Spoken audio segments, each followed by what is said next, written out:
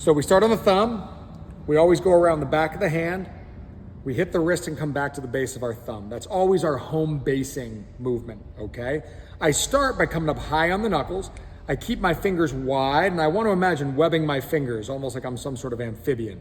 I do a full lap, and then I put compression, this cross, on the back of my hand. So you see I have a bar here, and I have one cross on the back of my hand.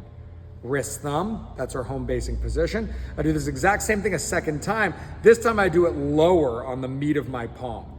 And now I've got a bar lower that supports and anchors right onto this first bar. And I also have an additional cross on the back of my hand as I come back to the wrist and hit the thumb.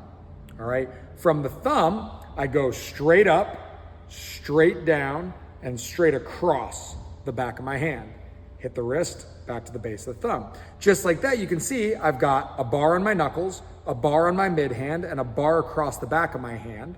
All right, as well as two crosses compressing everything together back there. And I've got support on my thumb, okay? It's really important to remember when you're wrapping your hands, this isn't about putting cushion on the knuckles, all right? It's about putting compression, holding those bones in your hand tightly together, okay? Now, here's my super secret part. The next part that I do, and this is the part that Wyatt doesn't know yet, all right, is I take this up, I come in between my ring and my pinky knuckle.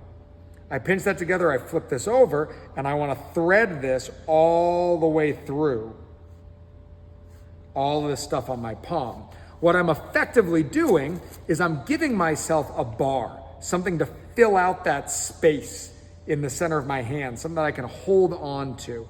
I always imagine I'm like making myself like an MMA glove, okay? So you can see when that's all pulled together, I've got this nice bar that I can grip onto. Then I pull this back to the base of the wrist, wrap the wrist, and then I use the rest to wrap down below this little point of articulation here on the wrist. And then to give myself some extra support on the wrist as I come up, I try to almost like, I don't know if the word is feather, it's almost like a fishbone pattern where you can see I fold these all in on each other so they're woven and tight and they all support each other, and I try to finish with the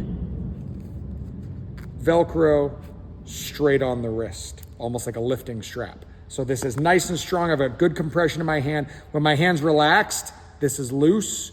When my hand is tight, this is snug, but not so tight it's cutting off circulation. Okay. Cool. How long of a wrap is that? 180. Okay.